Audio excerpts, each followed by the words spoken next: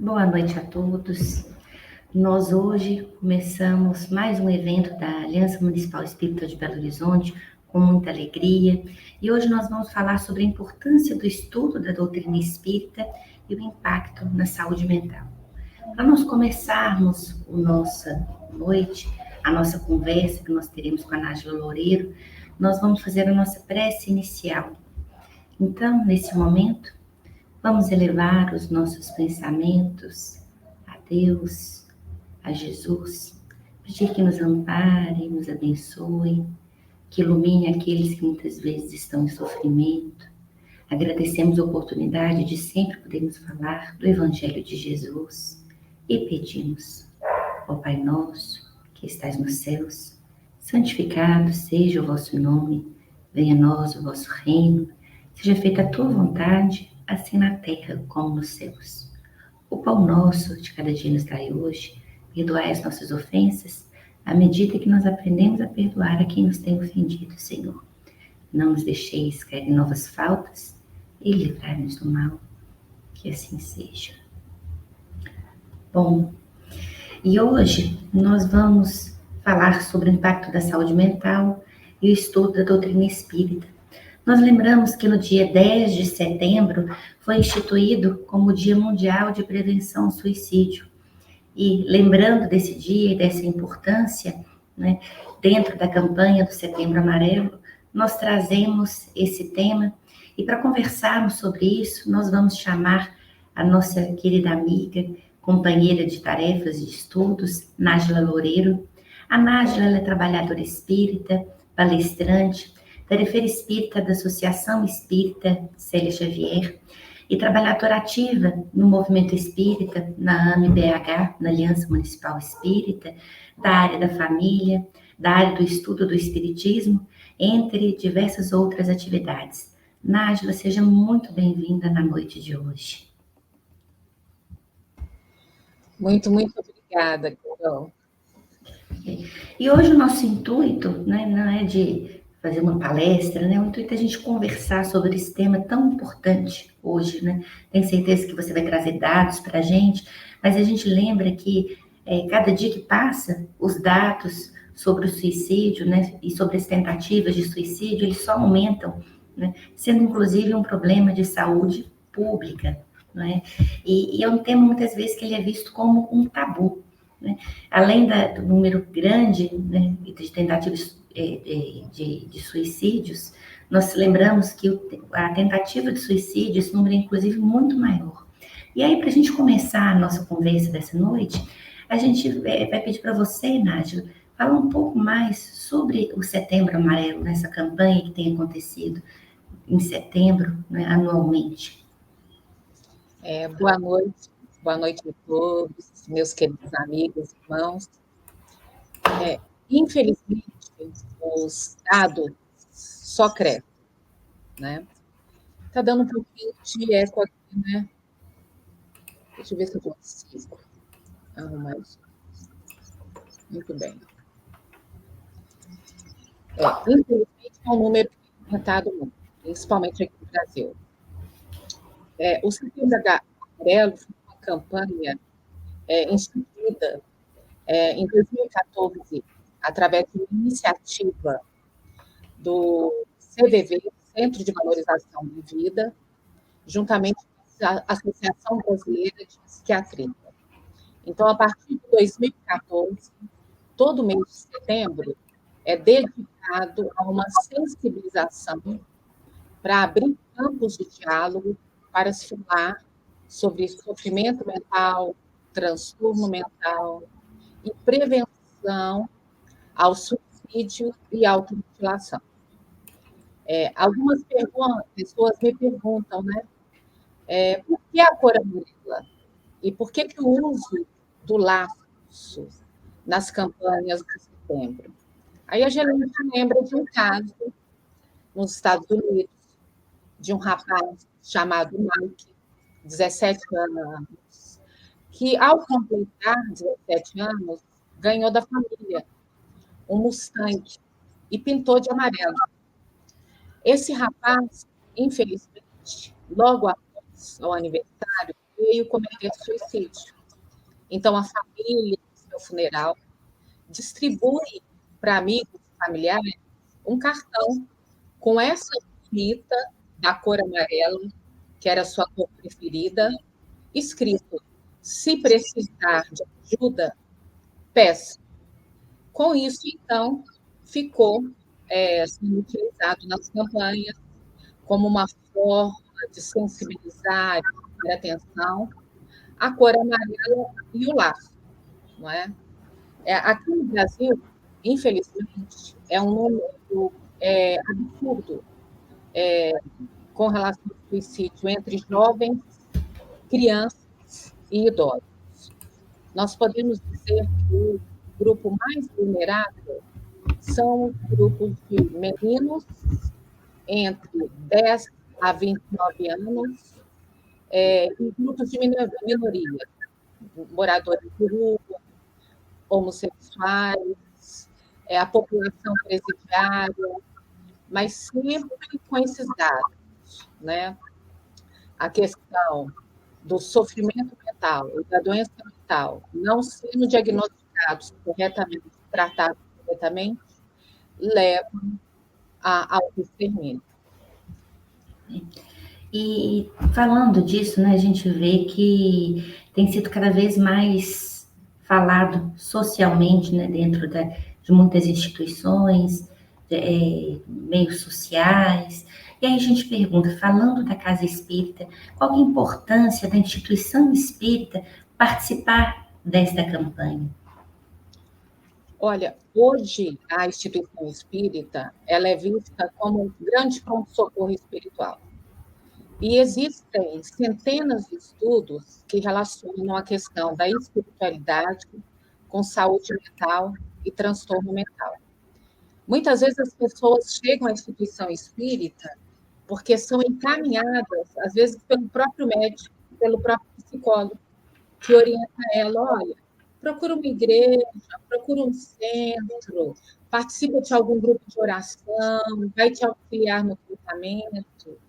E a instituição espírita é uma das mais procuradas, porque além de ter o trabalho voltado para oração, é um trabalho também, existe o trabalho de atendimento espiritual, que é o atendimento fraterno pelo diálogo, que é a fluidoterapia, que é o passe e a água fluidificada. Então, hoje, a instituição espírita, muitas vezes, é vista como o último recurso de socorro para essas pessoas que estão chegando, assim, literalmente no fundo do poço e buscam socorro na instituição. Hoje, a instituição, ela se preocupa muito em acolher e receber não só as pessoas que estão em tratamento, mas principalmente ser um ponto de apoio para as famílias, que muitas vezes se veem sem saber o que fazer, além do sentimento de culpa, do sentimento de insegurança, porque um paciente psiquiátrico, principalmente que já tenha tentado suicídio antes, é um paciente que ele precisa ter uma vigilância 24 horas.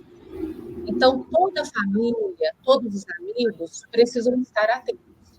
E aí, no caso, a instituição espírita consegue dar esse suporte no sentido de trazer mais equilíbrio, serenidade, conforto, e ser um ponto de apoio, onde as pessoas têm condição de expressar o que estão sentindo e compartilhar as suas experiências.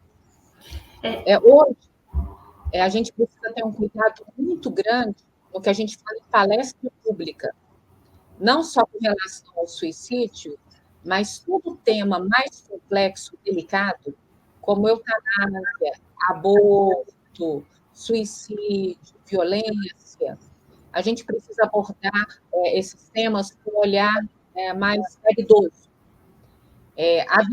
A doutrina espírita nos apresenta as consequências das nossas transgressões com relação às leis de Deus. Mas são temas que a gente tem que trabalhar em grupo de estudo fechado.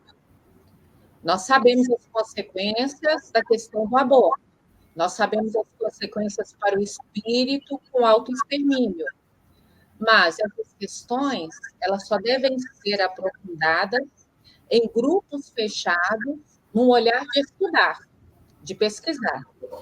Em reuniões públicas, a gente precisa tratar com o tema num olhar e como Jesus fez, acolhendo essas pessoas e trazendo socorro, trazendo para elas uma certeza de que elas não estão desamparadas.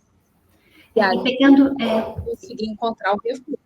e aí, aproveitando, pegando o gancho do que você disse a respeito das palestras públicas, né, de como falar dessa pessoa que está recebendo, da importância desse acolhimento, quando a gente fala de suicídio, então, né, sabendo que a gente tem que lembrar sempre dessa questão do acolhimento, qual que é o principal cuidado que a gente tem que falar sobre o tema suicídio? Porque muitas vezes nós falamos de diversos temas, temos que tomar esse cuidado na hora desse amparo para aquele irmão que muitas vezes está chegando à casa espírita, naquele momento de sofrimento, mas quando a gente fala especificamente sobre esse tema do tema suicídio, qual que é o maior cuidado que a gente tem que ter para falar? Existe um mito de que não se deve falar sobre o suicídio porque causa mais suicídio. Isso é um equívoco, né? Na realidade, a gente precisa saber como falar sobre o suicídio. Uma das orientações é trazer o tema de forma clara, objetiva, sem julgamento. Isso precisa ser feito em qualquer local, independente de ser na instituição espírita ou não. O tema ele tem que ser tratado como uma psicoeducação. Falar que não existem fatores específicos, que a questão do suicídio é multifatorial, sensibilizar as pessoas com relação ao preconceito que ainda existe na saúde mental, que todos nós estamos, em algum momento na vida, mais vulneráveis, não podemos nos sentir constrangidos em pedir socorro, falar sobre os fatores de risco, os fatores de proteção, orientar onde procurar socorro, auxílio, quais os locais que nós temos, por exemplo, próximos às nossas instituições, que podem oferecer um auxílio profissional. Então, aqui em Belo Horizonte, por exemplo, nós sempre orientamos a buscar os auxílios nas CAPES, Hospital Espírita André Luiz. Então, é bom o atendente fraterno, ou mesmo aquelas pessoas na área de atendimento espiritual, ter na sua instituição uma relação onde a gente pode orientar as pessoas a buscar o socorro profissional. Nunca indicar profissionais específicos. Olha, eu tenho uma amiga que é psicóloga e espírita. Não, eu estou falando das instituições da sua cidade, as instituições filantrópicas, as instituições públicas, né, onde a pessoa pode buscar esse socorro profissional. Então, todo o trabalho em torno do tema precisa ser através de uma psicoeducação. Entender o que é sofrimento mental, o que é transtorno mental, fatores de risco e proteção, o que a instituição espírita oferece, o que as ferramentas que a gente tem dentro da instituição espírita podem auxiliar, como é que o passe ajuda, como é que o estudo ajuda, incentivar as pessoas a participarem de esportes, trabalho voluntários sociais. Então, quando a gente falar sobre o suicídio, é fazer uma campanha permanente de valorização do indivíduo, valorização da vida, mostrando que cada vida importa. É um trabalho constante de sensibilizar e de fazer com que aquela pessoa está sendo auxiliada, amparada. E detalhe, viu, Carol? Muitas vezes aquelas pessoas que estão em momentos de crise, nós precisamos entender que ela está num processo de disfunção cerebral. Então, uma fala mais elaborada, lógica, um discurso racional não vai funcionar, não vai funcionar. O que funciona nesses momentos é o acolhimento, é o carinho, é a atenção e a presença, tanto da família, quanto dos amigos, quanto do grupo religioso. Então, não adianta vir com palestra ou sermão. O cérebro dela não tem condições de receber aquela mensagem, porque ele está num processo de desequilíbrio. Porque a disfunção da atividade cerebral no momento de crise afeta não é só o humor, é a comunicação, mas o entendimento, a compreensão, o pensamento lógico. Então, em momentos de crise, o que a pessoa precisa é da presença do outro, é da atenção, da vigilância, do carinho. Depois do tratamento iniciado, que vem com medicação e terapia, aí sim, a pessoa vai ter o cognitivo dela estabelecido. Aí entra o processo da fala. Mas esse processo, a princípio, em momentos de crise, ele é muito bem feito através dos psicólogos, terapeutas e psiquiatras. Porque eu vejo muita gente, às vezes, dentro da instituição espírita, chega a pessoa em crise com ideação suicida e vem com uma palestra. Olha, você tem que ter Deus no seu coração, você tem que ter mais fé, não pode ser assim, tem que ser assado. A pessoa não escolhe, né? Ela só tem uma dor tão grande que ela quer acabar com aquela dor. Não é falta de fé, não é falta de Deus. Ela não está escolhendo sofrer, é porque ela não está vendo outro caminho. Então, as pessoas precisam entender que em momentos de crise, tanto no processo de doença como de transtorno mental, a etapa do acolhimento passa apenas pela escuta e apenas pelo carinho, atenção, dedicação a essa pessoa. E não falar incessantemente que a pessoa não vai conseguir aprender nada naquele momento. Você entendeu? E daí, Nádia, a gente observa também a importância desses direcionamentos, né? Porque a casa espírita, ela está preparada para falar da mensagem do evangelho, para dar esse alento, mas ela não está profissionalmente preparada. E esse não é nem o papel da casa espírita, né? Muitas vezes se confunde, né? Que a casa espírita substituiria algum destes papéis, e aí a gente vê na sua fala que, na verdade, ela é um braço apoiador dentro desse processo. Né? Me corrija se a gente se equivocar em alguma coisa, né? Porque, e aí, se a gente for pensar, então, qual seria esse grupo mais vulnerável que tem aparecido, né, na casa espírita? Porque você inclusive comentou a respeito dos números, da idade específica, até para que se esteja mais atento, porque uma pergunta também, uma questão que muitas vezes é tabu, né? Como que a gente lidar com isso dentro da casa espírita, muitas vezes no atendimento fraterno, é a pergunta, né, diretamente para a pessoa, se a pessoa ela tem pensado no suicídio. Qual o seu grupo seria mais vulnerável, né? E como que a gente lidar com essa questão? Hoje, o público mais vulnerável, como eu coloquei, são os homens jovens. E nós precisamos entender que o trabalho dentro da instituição espírita não é clínico. Nós vamos cuidar do espírito. Quem cuida do corpo físico, da mente, vai ser o profissional da área da psicologia, da área da psiquiatria. O objetivo da instituição espírita é oferecer ferramentas para auxiliar o espírito a se reconstituir, através do evangelho, de práticas saudáveis, como evangelho no lar, leitura edificante, passe. O passe o que é? É uma doação de energia que vai auxiliar o espírito no seu equilíbrio físico, material e espiritual. Ele trabalha como um todo. Mas não podemos nunca substituir a fluidoterapia da medicação. Tem gente que às vezes abandona a medicação, não estou me sentindo bem, vou ficar só no passe ou na água fluidificada. De forma alguma. O passe na água auxilia o tratamento material. Então, dentro da instituição espírita, o atendente fraterno ele precisa ter bem claro que nós não somos profissionais da área da saúde. Mesmo o atendente sendo psicólogo e psiquiatra, ele vai trazer a abordagem do tema que vai ser trabalhado ali, no olhar doutrinário e no olhar cristão. Ele não vai usar de técnicas que ele utiliza no seu consultório no atendimento fraterno. Até porque o atendimento fraterno, no máximo, a gente tem 2, 3 atendimentos de 20, 30 minutos. É impossível adequar qualquer prática técnica em tão pouco tempo.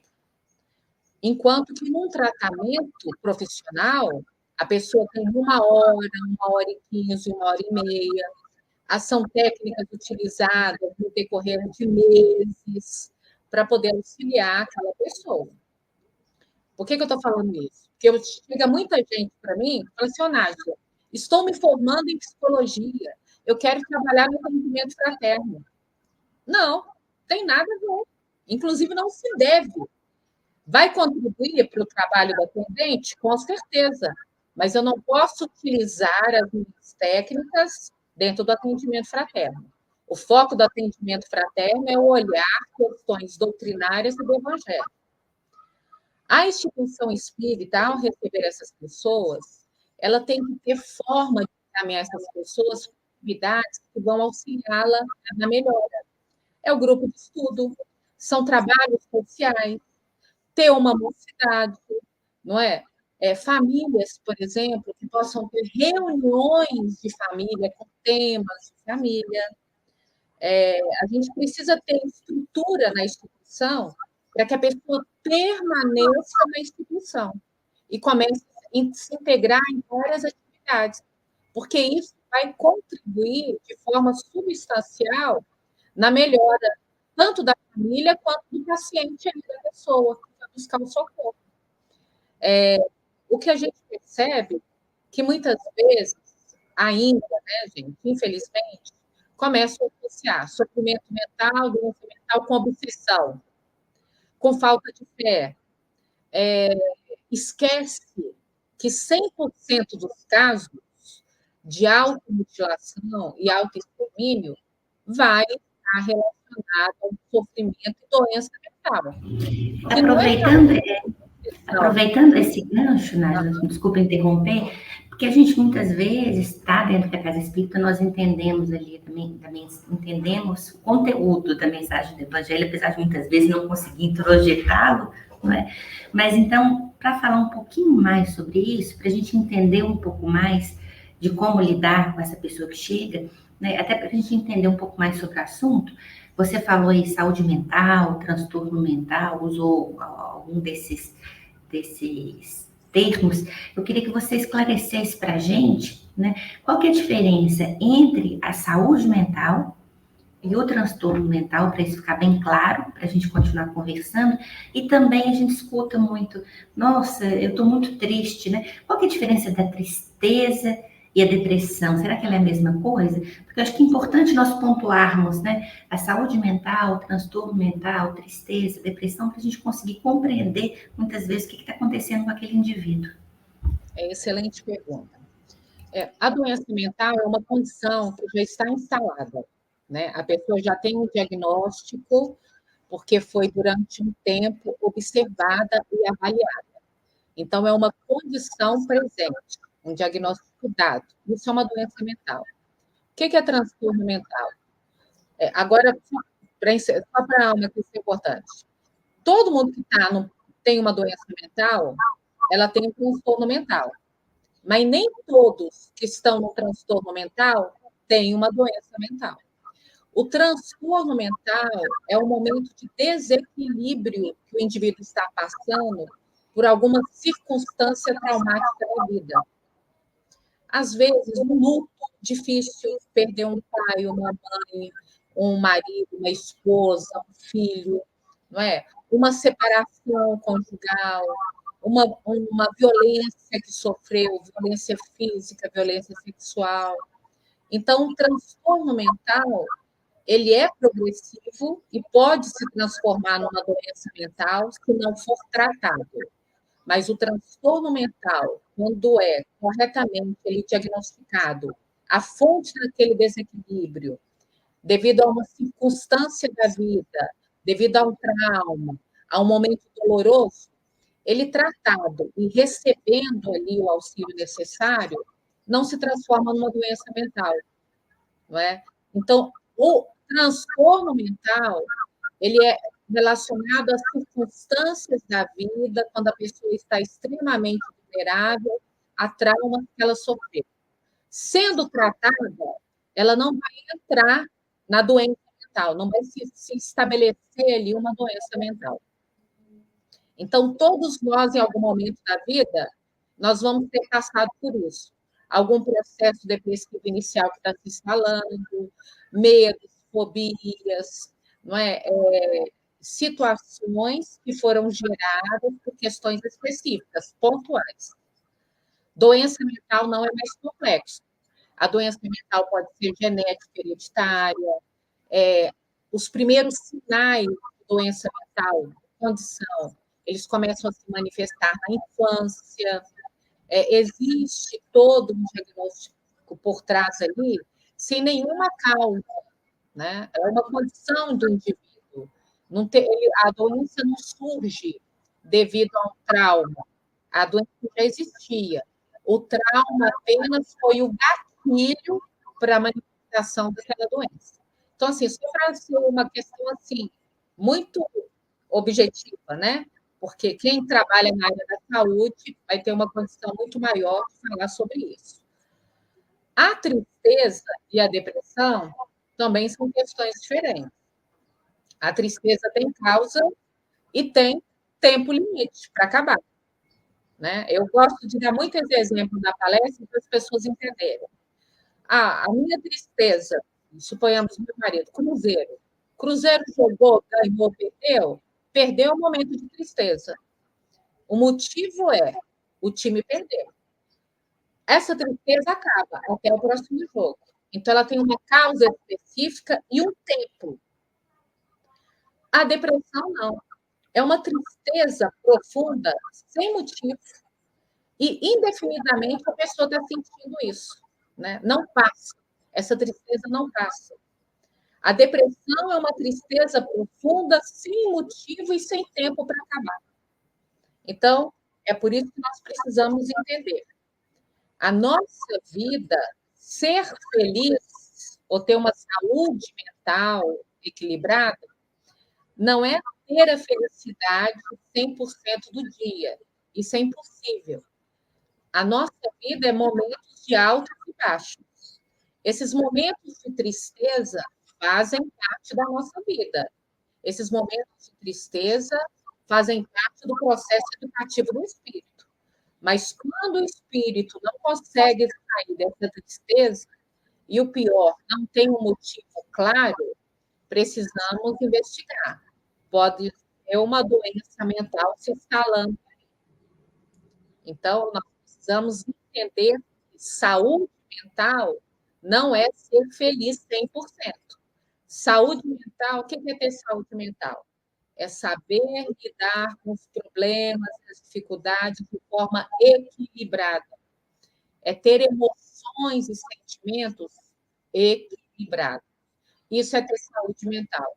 É o cognitivo maduro. Vem a dificuldade, evidentemente, eu fico triste, eu fico magoada, eu posso ter momentos de crise, mas eu consigo passar por aquela circunstância de forma equilibrada. A doença mental, não. A pessoa começa a afetar as coisas mais básicas da vida dela. Ela não come direito, ela não dorme direito, ela se isola, ela se torna agressiva, né? Cada caso é um caso. Mas a doença mental afeta as coisas básicas da vida daquela pessoa. Ela deixa de ter uma vida funcional. Quando ela deixa de ter uma vida funcional, a saúde mental não vai bem. Então, a gente precisa recorrer imediatamente a um tratamento profissional. Agora, falando a respeito, você colocou uma palavra-chave, né? Questão do equilíbrio. Quando falo do equilíbrio, nós, dentro da doutrina, não conseguimos não lembrar da questão da influência dos espíritos nas nossas vidas. Que a gente escuta, né? A gente lê, estuda, que os espíritos respondem, porque eles influenciam muito mais do que nós imaginamos, muitas vezes eles nos dirigem. E aí, quando a gente fala disso, a gente lembra da questão da mediunidade. Quando a pessoa chega na casa espírita, na questão do desequilíbrio, muitas vezes as pessoas pensam nessa questão dessa influência dos espíritos, né? E aí pensa também na questão da mediunidade, né? Daquela pessoa enquanto médium. E aí, antes da gente falar um pouco dessa questão da influência dos espíritos nesse processo, eu pergunto para você, quando a gente fala da questão da mediunidade, existe a relação entre a questão da mediunidade, a questão da loucura e a questão da saúde mental?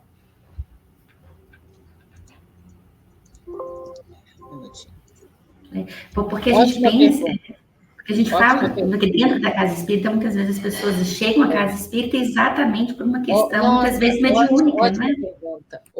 Carol, e eu venho trabalhado com essa questão do suicídio há mais de 10 anos, sabe? E, infelizmente, há um equívoco muito grande dentro das instituições, porque as pessoas ainda acham que a questão da doença mental vai estar relacionada à questão da obsessão. É claro, é lógico que quando a pessoa está num processo de sofrimento mental, de doença mental, abre as portas para processos obsessivos. Mas vamos entender o seguinte: a nossa vida toda, nós somos espíritos imortais. Então, toda a nossa vida, ela vai estar sendo baseada nos nossos momentos de vigilância e invigilância. Porque eu, como espírito, eu, como médium, né? Vamos passar a primeira questão da mediunidade. A mediunidade ainda é vista pela grande maioria dos espíritas como algo assim, dom, faculdade privilegiada, sobrenatural. Tanto é que muitas vezes as pessoas ainda acham que para ser um tarefeiro espírita ela tem que dar dentro de uma reunião mediúnica. E não é bem assim. Né? Hoje, o trabalho mais importante dentro da instituição espírita é o trabalho da educação moral do espírito. A reunião mediúnica existe como alerta para nós: olha, cuidado com o que você está fazendo aqui na vida material, porque isso vai afetar a sua vida espiritual. Então, tem a reunião mediúnica ali para mostrar: olha o que está acontecendo aqui no plano espiritual, olha quantos espíritas estão falindo. Né? É meio assim, é um alerta para quem está aqui. Porque, na realidade, se a gente for parar para pensar, os nossos mentores espirituais, a espiritualidade do alto, não necessitaria da nossa ajuda em reunião mediúnica, não. É que eu estou ajudando o irmão sofredor, inferior, desencarnado. Se a gente for parar para pensar, não. Porque todos nós somos inferiores, sofredores, imperfeitos. Então, na realidade, a espiritualidade do alto não necessita da nossa ajuda para ajudar ou auxiliar quem desencarnou. A reunião mediúnica existe como mais um recurso de alerta, de educação para nós encarnados aqui. Então, a mediunidade, nós precisamos tirar essa questão do sobrenatural, de dom, de privilégio, e entender que ela é uma faculdade orgânica psíquica, que todos nós somos médiuns. A mediunidade ela tem que ser vista como algo natural. Evidentemente que tem pessoas que são mais sensíveis, têm uma percepção maior. Então, existem diferentes graus e tipos de mediunidade. Aquela pessoa que tem uma sensibilidade maior, ela é direcionada ao trabalho na instituição espírita, um trabalho de socorro fraterno. Essas pessoas têm a mediunidade que nós chamamos de mediunato. É uma mediunidade dinâmica. O restante, que somos médios também, eles precisam entender que não estão trabalhando numa instituição espírita, mas também têm sensibilidade. E todos nós somos influenciados diariamente por espíritos. Tanto aqueles espíritos que estão aqui para nos ajudar, quanto aqueles para nos desviar do caminho. Então, Jesus alertou: orai e vigiai. Quando Kardec perguntou sobre a influência dos espíritos, ele disse: influenciam tanto a ponto de nos governar, a nos dirigir. Confúcio já dizia, há milhares de anos atrás: cuidado com os gênios que os espreitam, porque são eles que os governam. Então, a vigilância mental, a minha postura mental, ela sempre tem que estar, né, atenta, porque diariamente, a cada segundo, eu vou ser influenciada. Sim, existe. Não tem um limite, gente, não tem um território. Ó, lá é o plano espiritual, aqui é o plano material. Os dois planos estão interagindo o tempo todo. O que tem a ver, então, a mediunidade com obsessão, com loucura ou com doença mental? Uma pessoa que está em processo de desequilíbrio, tanto transtorno mental quanto doença mental, quando ela não é tratada corretamente, ela vai estar extremamente vulnerável a processos obsessivos graves, ponto. Mas não é a obsessão que causou o sofrimento mental ou a doença mental. O que causa o transtorno mental? O que causa o transtorno mental? Nós vimos que devido a traumas da nossa vida. Quando vem um trauma e eu entro num processo de desequilíbrio, se eu não estiver vigilante, vai vir um processo obsessivo, sim. Quando é que a obsessão causa um transtorno mental? Em casos muito raros, e nós temos isso nas obras do Dr. Bezerra de Menezes. Às vezes, 1% dos casos, 2 casos, vão estar relacionados a processos expiatórios, mas a grande maioria vai estar ligada a questões físicas, a questões clínicas, e não espirituais. Então, a pessoa que está no momento de dor, ela é vulnerável ao processo obsessivo. Mediunidade. Aquele médium que está dentro de uma reunião mediúnica, por que a gente precisa ter tanto cuidado ao compor uma equipe mediúnica? Porque ela vai estar também vulnerável a processos obsessivos. Aí muitas vezes as pessoas vão me perguntar, Nájila, uma pessoa que foi diagnosticada, ela tem a doença, depressão, ela pode trabalhar numa reunião mediúnica? Pode, desde que ela não esteja em crise, esteja corretamente sendo tratada, medicada. Uma pessoa que tem depressão, uma doença crônica, é o mesmo caso de quem tem uma pressão alta, doença crônica. O mesmo caso de quem tem uma diabetes, doença crônica. Se ela está sendo tratada corretamente e não está em crise, ela pode trabalhar. Quando é que a pessoa não pode trabalhar numa reunião mediúnica? Quando ela não está bem, nem fisicamente, mentalmente, espiritualmente. Independente se ela tem uma doença crônica ou não. Então, isso é geral. A mediunidade deixa a pessoa mais vulnerável, independente se ela tem um histórico, um quadro de doenças psiquiátricas.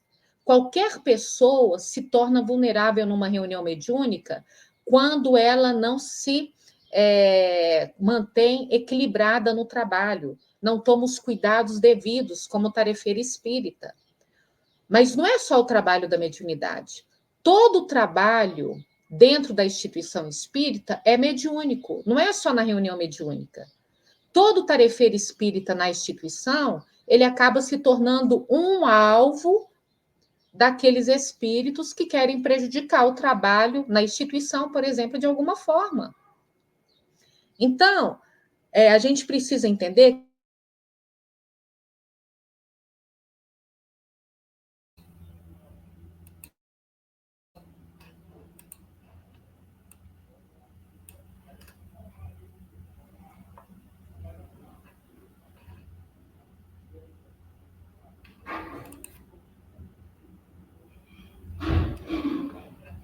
um processo obsessivo. Olha, me disseram que eu tenho que desenvolver a minha mediunidade, senão eu vou ficar louco. Olha, disseram que eu tenho que desenvolver a mediunidade, senão eu vou ficar doente. Isso não existe, isso é mito. Então, mediunidade é um trabalho, mediunidade dentro da instituição espírita é um trabalho de socorro fraterno. Tem que ter cuidado, como todo trabalho. Mediunidade não causa sofrimento mental nem doença mental. O que causa sofrimento mental e doença mental? Doença mental é condição estabelecida, é condição existente, que pode ter várias causas, desde causas sociais, ambientais, hereditárias. Transtorno mental é causado por questões, circunstâncias da vida. Não é por conta da mediunidade. Que precisamos entender? Todo processo obsessivo se instala quando a pessoa está vulnerável. Aí, falando dessa vulnerabilidade, aí eu te pergunto, então a gente pode dizer que um seria uma doença do corpo, né? Até por uma questão química que existe ali, existiria uma diferença quando do que a gente poderia chamar de uma doença da alma, que estaria envolta aí nesse processo de desequilíbrio? A gente pode colocar dessa forma? É uma outra fala também, né? As pessoas falam doença da alma e doença do corpo, doença do espírito. Gente, toda doença física, ela se manifesta porque o espírito está doente. Não tem como separar. Não existe doença da alma e doença do corpo. As doenças físicas são doenças do espírito, da alma. O nosso corpo reflete aquilo que o espírito traz dentro dele. Então, não tem como separar. Né? Às vezes a gente vê essa fala das pessoas, mas as pessoas precisam entender que não tem como separar o corpo do perispírito e do espírito. Encarnados aqui, os três estão aqui, ó, juntinhos.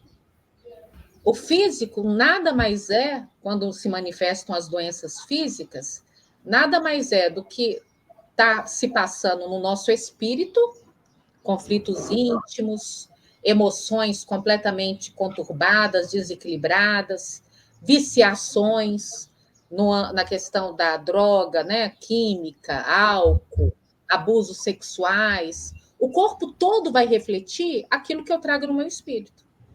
Doenças, por exemplo, um câncer ou doenças crônicas, vão estar relacionadas a questões do passado que já estão registradas no nosso perispírito. Como é que o nosso corpinho é formado? Antes de reencarnar, antes desse corpo aqui ser produzido, a nossa forminha já estava pronta. Qual que é a nossa forminha? O nosso perispírito, que já traz ali os abusos do passado. E quando a gente nasce, reencarna, a gente já traz ali no nosso corpo físico algumas manchinhas mostrando, olha, você abusou muito da alimentação do passado. Então, às vezes, vem com um pequeno problema no aparelho digestivo. Olha, você abusou muito da questão do sexo. Aí vem, às vezes, um probleminha ali na questão do aparelho reprodutor. Eu estou dando um exemplo assim, gente, muito geralzão, porque cada caso é um caso, mas só para mostrar para vocês que o nosso corpo só reflete o que a gente traz dentro do espírito. E muitas vezes doenças estabelecidas, existentes, mais graves, mais sérias, são questões do passado que já vem registrado no nosso perispírito. Eu posso modificar isso? Existe, então, um determinismo? Evidentemente que eu posso modificar isso o tempo todo. Não existe destino, não existe determinismo. Então, por exemplo, se eu fui uma pessoa que abusou muito da questão da alimentação, mas procura agora, na vida presente, ter uma vida mais equilibrada, principalmente com relação à questão da alimentação. Se às vezes estava ali programado, né, que talvez eu teria um problema mais sério, esse problema vai diminuindo. Por quê? Porque a minha vida no presente está mudando o meu campo energético no meu perispírito. Então, é como se aquela cicatriz no meu perispírito, aquela cicatriz fosse ficando menor, menor, menor, até desaparecer. Mas como é que eu posso fazer isso? Mudança, entendeu? É importante salientar, muitas vezes a gente fala da questão da programação reencarnatória, né? Quando a gente fala de programação reencarnatória, eu brinco que igual quando a gente programa uma viagem. Às vezes a gente programa 3 passeios no dia, mas os 3 passeios são ao ar livre, mas no dia choveu. Né? Então, a gente tem uma programação que é um direcionamento. Mas tudo que a gente passa é de acordo com a nossa necessidade. Se nós já conseguimos compreender a lição, aprender, introjetar isso para a gente, mesmo que seja, por exemplo, com o exemplo da alimentação, e fazer com que isso esteja na nossa vida de uma forma equilibrada, a necessidade daí foi atendida. E aí a gente precisa compreender esse processo, porque muitas vezes quando a gente fala da lei de causa e efeito, da questão da programação reencarnatória, né, a gente ainda coloca muito a nossa visão quase que materialista, né, ainda de espíritos em evolução, não diria nem espíritos inferiores, mas espíritos em evolução, que muitas vezes guardam mágoa, guardam raiva, e a gente acha que a lei de Deus é da mesma forma, que a gente faz a lei de Deus, a nossa imagem, não da forma com que ela realmente se apresenta, né, para atender às nossas necessidades, né? Isso é muito importante. É exatamente isso, exatamente isso. Não existe nada determinado, né? Nós temos oportunidades diárias de mudar o nosso destino. Às vezes a pessoa, porque a gente fica com aquela, prova e expiação, como se nada pudesse ser modificado. É modificado o tempo todo. Tem uma história que a gente sempre utiliza nas palestras, que está lá no livro de Humberto de Campos, Cartas e Crônicas, onde é a história de um tarefeiro espírita chamado João. O João, na programação dele, no planejamento reencarnatório, estava que ele ia perder um braço. Mas ele foi um tarefeiro espírita tão dedicado que, ao invés de ele perder o braço, ele perdeu o dedinho. Aí teve uma reunião mediúnica que muitos companheiros começaram a indagar, né, lá dos amigos espirituais. Nossa, o João, logo o João, né, um tarefeiro, vem perder um dedo. Aí eles dizem, mas espera aí, no programa dele estava que ele ia perder um braço. É justamente pelas ações dele no presente que ele perdeu só um dedinho. Então, nós podemos modificar a nossa vida diariamente. Tanto modificar para o bem, quanto modificar para o mal. O planejamento reencarnatório é como você colocou, é apenas um esboço. Olha, nós pretendemos fazer isso. Agora, se a gente vai conseguir ou não, aí são outras questões, outras variáveis, outras circunstâncias, né? E aí a gente está falando aqui de conhecimento espírita, né? Que a gente vai aprendendo ao longo do tempo, né? E aí dentro desse processo de aprendizagem que a gente tem dentro da casa espírita, a oportunidade de estar numa escola para aprender um pouco mais sobre o ensinamento do Cristo, compreender um pouco mais como o mundo, das leis de Deus dentro do mundo, como que ela funciona. Aí eu te pergunto que de que forma que o estudo do espiritismo ele pode contribuir nesse processo da saúde mental, nessa manutenção da nossa saúde mental. Muitas pessoas perguntam, né, o que a área de estudo tem a ver com prevenção ao autoextermínio, prevenção à automutilação, o que o estudo tem a ver com saúde mental? Tem tudo a ver. Primeiro, nós vamos começar do início. Todo tarefeiro espírita, dentro da instituição espírita, ele precisa conhecer doutrina e evangelho, para se tornar, né, capacitado, bem direcionado no trabalho na instituição. Então, todo atendente espiritual, desde a recepção fraterna, o atendimento fraterno pelo diálogo, a visita fraterna, o passista, o expositor espírita, precisam conhecer doutrina espírita e evangelho para fazer o melhor dentro da instituição espírita, que é acolher, socorrer, auxiliar os irmãos que estão buscando socorro ali. Então, precisam estudar, precisam conhecer. O que é o estudo? É uma leitura mais aprofundada, mais atenta do tema, é compreender aquele tema. Então, eu preciso estudar o tema, entender, compreender para aplicar. Como é que eu vou aplicar algo? Como é que eu vou, entre aspas, ensinar algo, falar de algo que eu não conheço? Por isso da importância do estudo, por isso da importância de tarefeiros bem capacitados. Ele vai entender o processo do passe, ele vai entender o processo do que é o atendimento fraterno pelo diálogo. Precisa do estudo. Agora, o estudo para aqueles frequentadores da instituição espírita. De que forma contribui no impacto da saúde mental?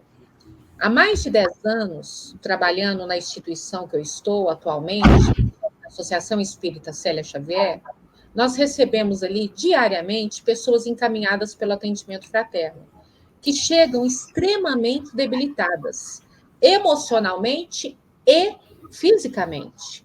Pessoas que chegam ali de muleta, pessoas que chegam ali com 1,5 milhão de tipos de doenças diferentes, tomando 1,5 milhão de medicações diferentes. E chegam naquela fala, porque dizem que eu sou média, eu tenho que desenvolver, reeducar para melhorar. Só que 99% dos casos está relacionado a um desequilíbrio, a um comportamento, a uma conduta mental.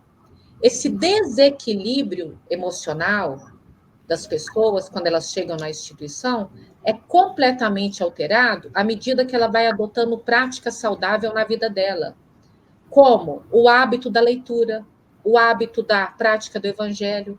ela começa a participar do grupo de estudo, ela começa a se sentir amparada, acolhida, querida, ouvida, pertencente àquele grupo. Então, a mudança daquela pessoa é drástica. Literalmente, a pessoa entra de muleta e sai andando, só para a pessoa mentalizar isso.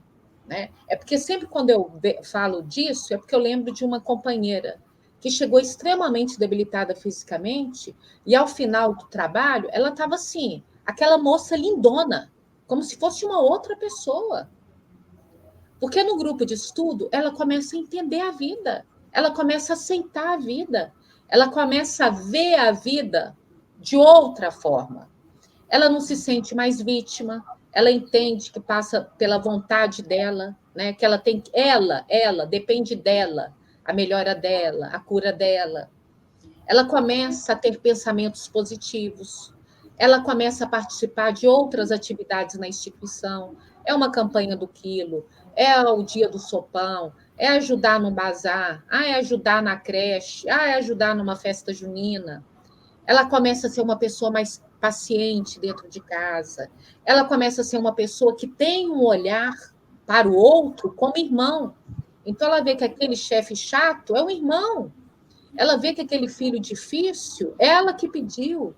Então, quando ela começa a conhecer doutrina espírita, ela entende que ela não está aqui a passeio, que ela está aqui para aprender, que ela está aqui para servir. Então, a pessoa vai mudando o íntimo dela. Quando ela muda o íntimo dela, muda tudo. O espírito dela começa a se reequilibrar. Então, as questões físicas que a levou para a instituição, as questões mentais que a levou para a instituição, vão desaparecendo gradativamente. É lógico que nós temos exceções. Às vezes, 1% do caso vai estar relacionados a processos obsessivos. Nós podemos ter casos de processos físicos difíceis, processos de doença mental difícil, né? Mas é 1%. A grande maioria, quando começa a interagir com o estudo e com as práticas espíritas dentro da instituição, modificam drasticamente. Lógico, com todo o apoio, olhar atento dos facilitadores e coordenadores de atividade. Então, o estudo tem um impacto imenso na saúde mental. Não é só dos frequentadores, também dos tarefeiros espíritas, também daquelas pessoas que estão ali na instituição há muito tempo frequentando, mas ainda não são tarefeiros espíritas. Amplia o seu olhar de vida.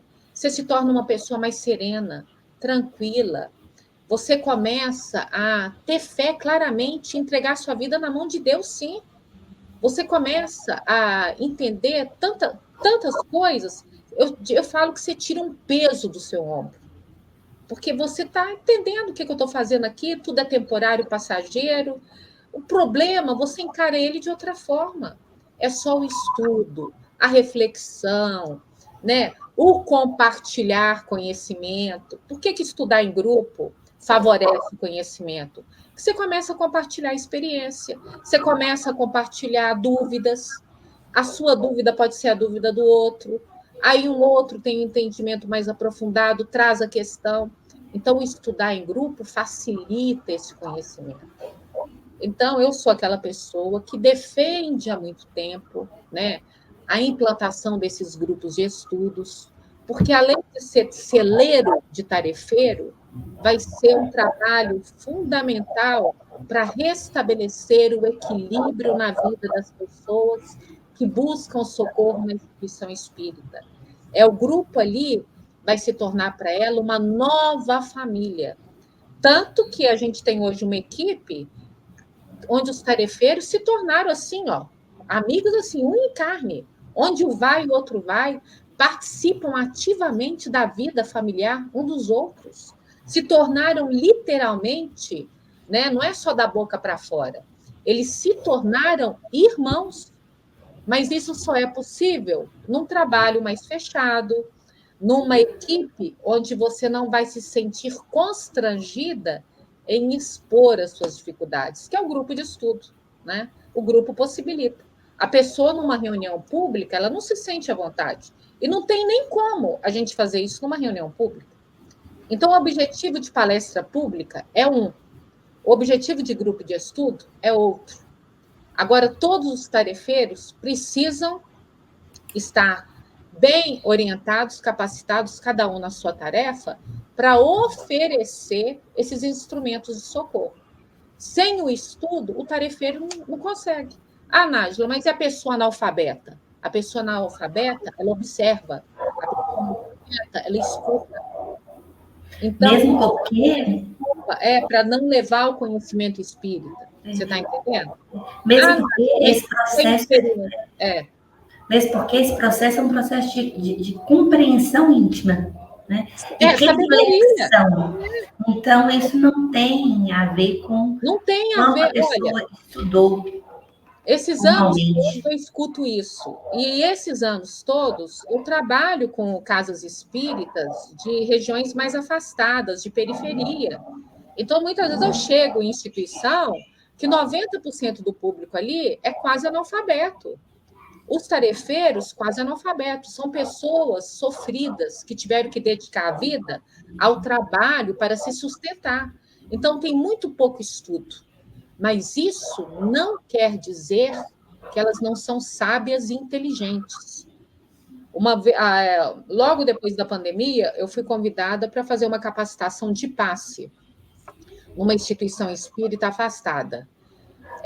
Eu cheguei nessa instituição espírita, né, a princípio, assim, eu quero medir, né, o nível de conhecimento doutrinário para ver o que eu vou levar, né, do passe. Era um grupo desse, extremamente pessoas simples, né, pessoas que não tiveram oportunidade de estudar, que tiveram que trabalhar a vida toda, inclusive muitos jovens que tiveram que abandonar os estudos para trabalhar. Mas quando eu cheguei lá, eu nunca vi um grupo que conhecia tanto doutrina espírita quanto o Wesley. Eu fiquei surpreendida no conhecimento doutrinário que eles tinham. E pessoas que quase não sabiam, não sabiam ler.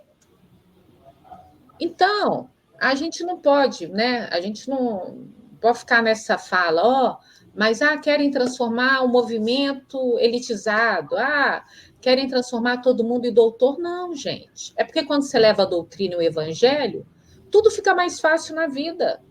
E não tem como você levar de forma superficial. Você tem que avançar um pouquinho. Isso é o estudo. Independente do nível de instrução, todo espírito traz uma bagagem do passado. Ele não precisa ser doutor nessa vida, mas com certeza já foi doutor em outra. Aí a pessoa tem que tirar esse preconceito da cabeça dela, de chegar às vezes a achar que aquela pessoa que é analfabeta nessa vida, né, não tem a sabedoria, uma inteligência muito maior do que a sua, um conhecimento muito maior do que o seu. Eu já tive várias surpresas esses anos todos. Então a gente não pode usar isso como desculpa para não levar nem doutrina nem o evangelho nessas instituições. Porque se a gente for pensar, a compreensão ela é acessível a todos, né? A questão é quando a gente fala de adequação, a gente não está falando de empobrecimento de conteúdo. E é interessante como que, enquanto você falava, me lembrou como que a importância do estudo ela é fundamental, né? Que a gente não tem, a gente brinca, espíritos formados, a gente não forma em doutrina espírita, que muitas vezes a gente pega o evangelho, que a gente lê em tantos momentos, o evangelho segundo o espiritismo, a gente vai ler no culto no lar, nas reuniões, reunião pública, estudar, depois às vezes de 20, 30, 40 anos, você abre o evangelho, lê-se uma passagem, e aí a gente brinca que já aconteceu com todo mundo. Nossa, mas eu nunca tinha lido isso aqui, porque a nossa visão e a nossa reflexão sobre aquele assunto, sobre aquele conteúdo é diferente. E aquilo que toca de uma forma diferente. E aí a gente vai pensar assim, por que estudar? Além dessa questão íntima, muitas vezes durante a nossa conversa aqui, o que a gente escutou você dizer foi, muitas vezes, dizem que, falam que, né? E muitas vezes essas nossas dúvidas vão exatamente da falta de conhecimento, né? Por que estudar? A gente precisa sempre buscar o conhecimento para que a gente tenha mais firmeza, mais certeza, amparo porque conhecimento ele é amparo, né? E aí, então, para a gente encaminhar aqui para o final, eu queria fazer só algumas perguntas mais específicas, falando a respeito do suicídio, né?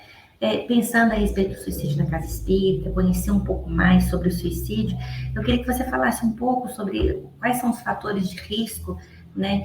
E os fatores de proteção que a gente teria aí na questão do suicídio, para a gente falar de uma forma mais objetiva, para estarmos mais atentos, porque a campanha é exatamente para relembrar e estar atento às situações que muitas vezes estão acontecendo com o nosso irmão ao nosso lado e nós não percebemos.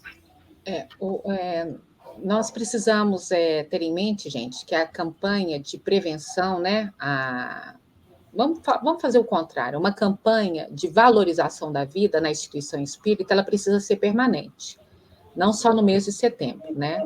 Há uns anos atrás, antes da pandemia, nós lançamos até uma campanha, setembro é o ano inteiro, porque às vezes as pessoas falam de saúde mental só no mês de setembro.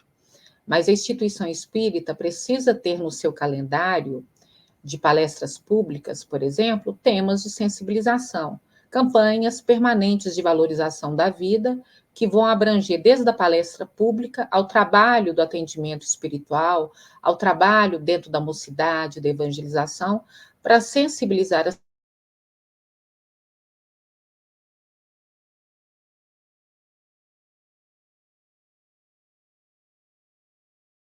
fatores de risco. Por exemplo, se você já é um homem jovem, já é um fator de risco.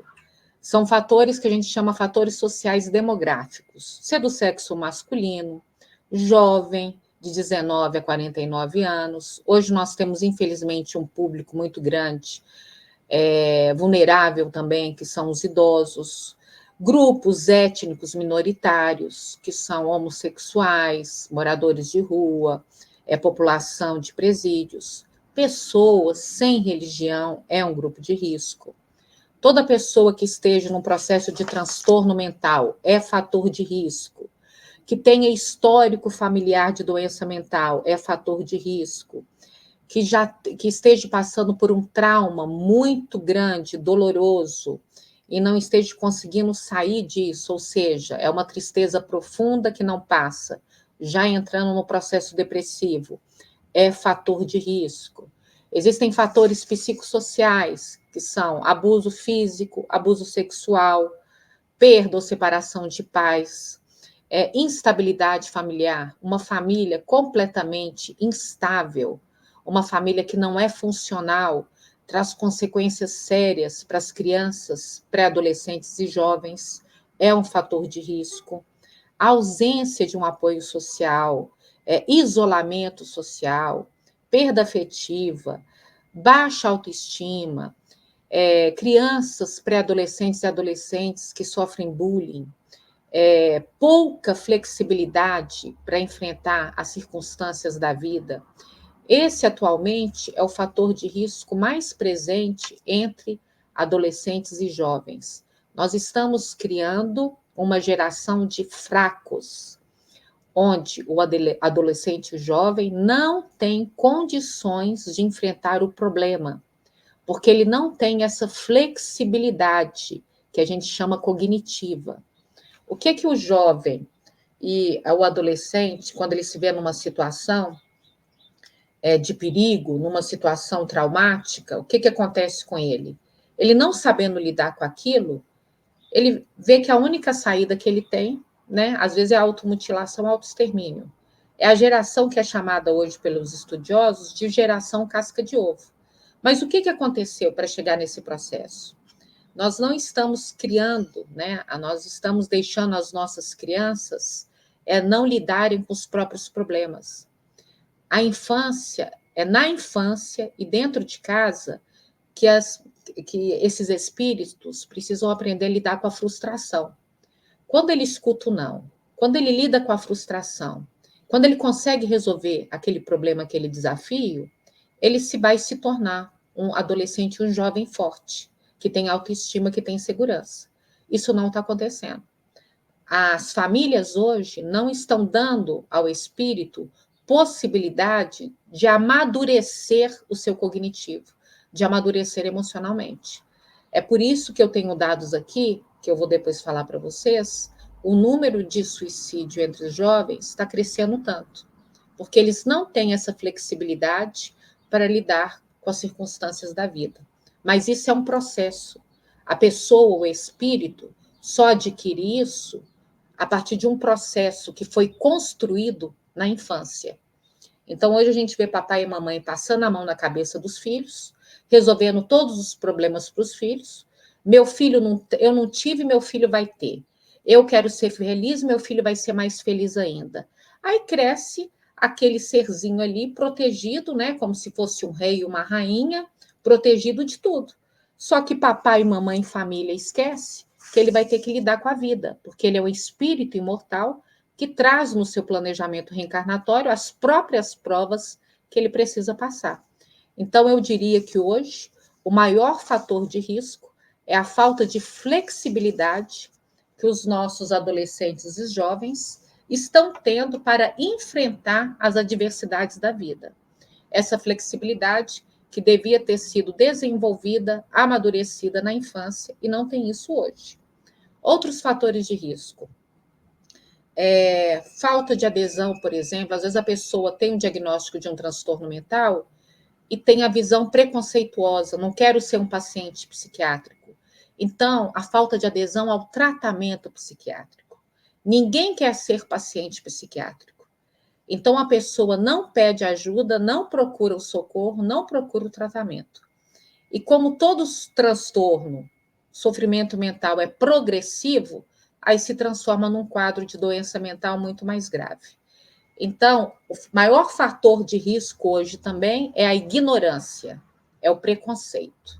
E isso precisa ser, né, trabalhado dentro da instituição espírita com campanhas permanentes, roda de conversa, trazer, às vezes, especialistas da área para falar um pouquinho. Olha, vamos falar sobre saúde mental infantil? Olha, vamos falar da importância da prática de esportes para as crianças? Olha, vamos falar para os papais do cuidado que se precisa ter no uso exagerado das mídias sociais. Então, durante todo o ano, trazer temas nas palestras públicas, nas reuniões de família, temas relacionados à saúde mental. Quando eu falo e dou a essas pessoas a possibilidade de entender o que é fator de proteção, o que é fator de risco, ela consegue perceber o que ela tem que mudar na vida dela. Então, se eu falo para um papai e mamãe numa palestra pública, olha, mídia social e infância, ele vai estar atento. Meu filho está ficando demais na tela. Olha, não era para o meu filho ter celular. Olha, eu tenho que vigiar mais.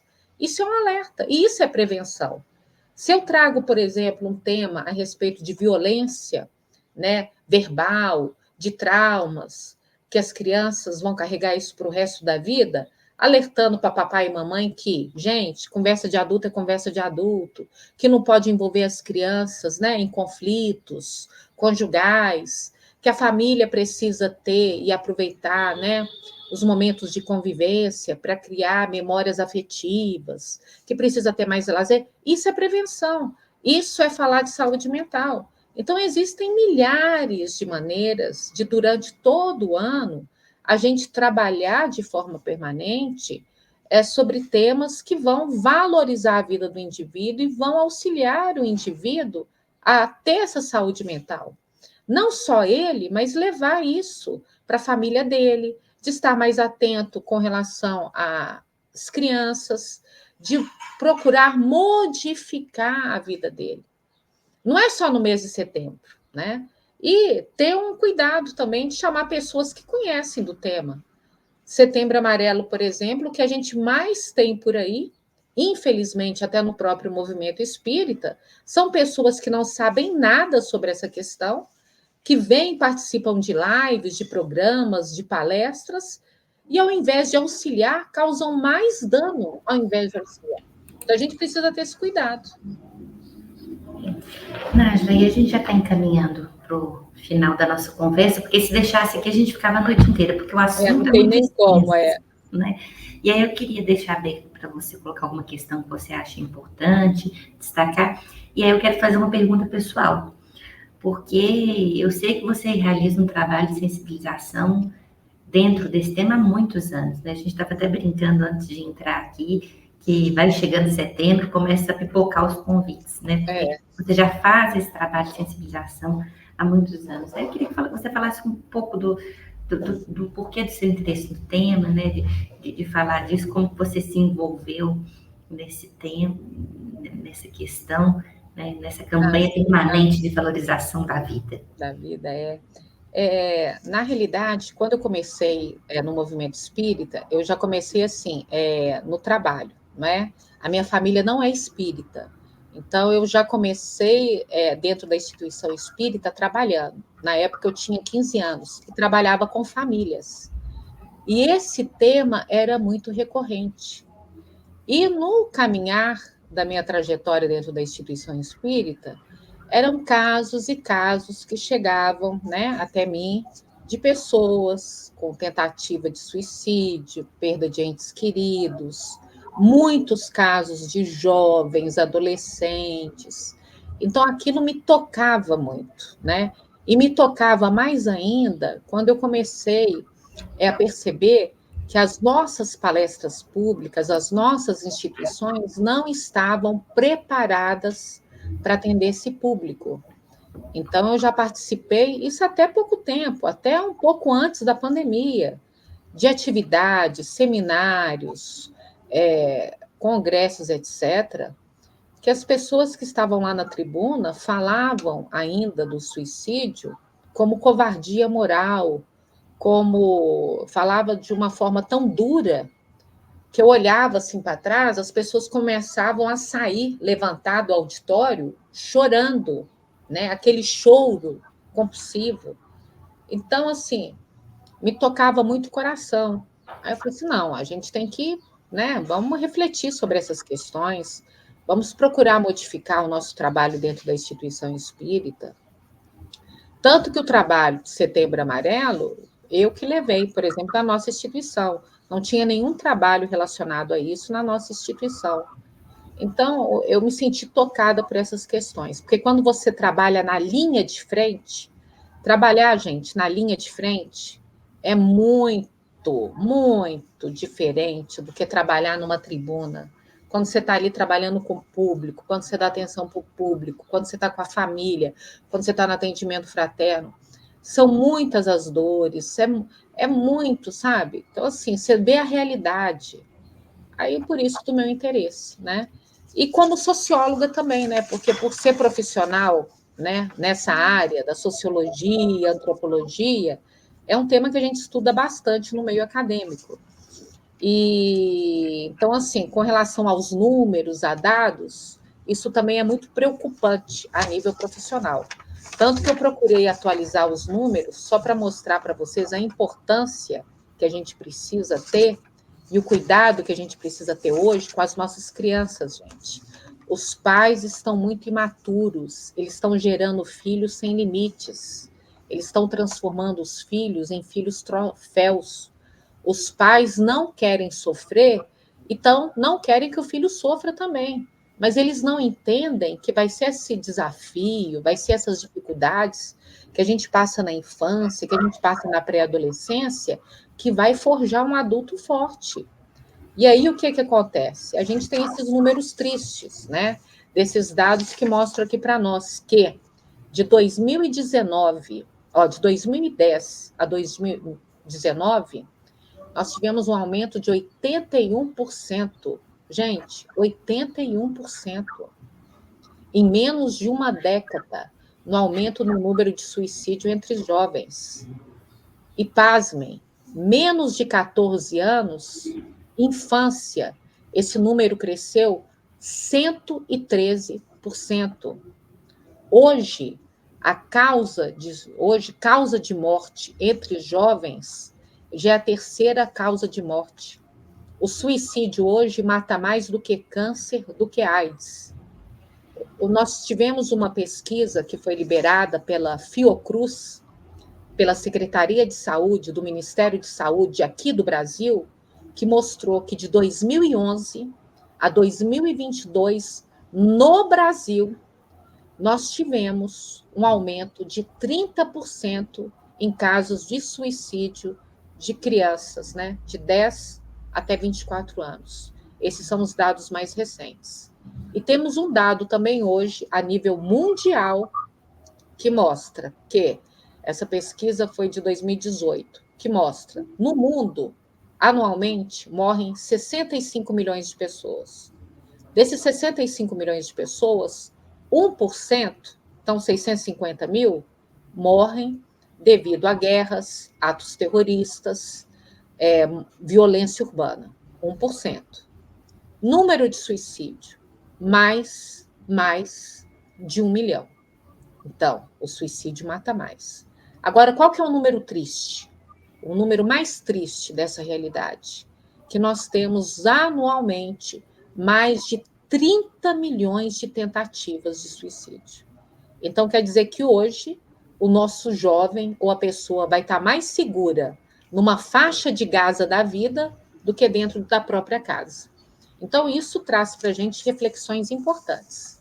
Então, para encerrar, eu só queria agradecer a oportunidade, né, do trabalho através da área de estudo da Aliança Municipal Espírita e dizer que nós precisamos refletir com bastante atenção no trabalho que tem sido feito nas nossas instituições com relação ao acolhimento de todos. Não é só o acolhimento daquelas pessoas com ideação suicida ou dos enlutados, não.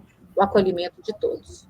E que, para isso, é primordial a gente ter em mente que uma campanha permanente de valorização da vida precisa estar presente em todas as nossas atividades da instituição, e a base para o nosso tarefeiro espírita é o estudo, mas é um estudo bem feito, é um estudo aprofundado, é um estudo de bom senso, é um estudo que vai trazer para ele ferramentas importantes para que o trabalho realmente seja realizado, né, bem feito. Porque senão a gente cai naquela velha história. Eu finjo que estou fazendo alguma coisa, eu finjo que estou ajudando, e, na realidade, muito pouco é feito. E isso está relacionado à falta de conhecimento. Então, hoje, a maior dificuldade é o preconceito. E esse preconceito, esse tabu, ainda existe pela ignorância, né? Então, precisamos adotar nas nossas instituições a psicoeducação, porque só assim a gente vai ter condições de ter campanhas de prevenção e de intervenção que vai buscar promover o indivíduo, vai buscar promover o espírito e auxiliá-lo nesse processo aí, né, no seu processo de educação.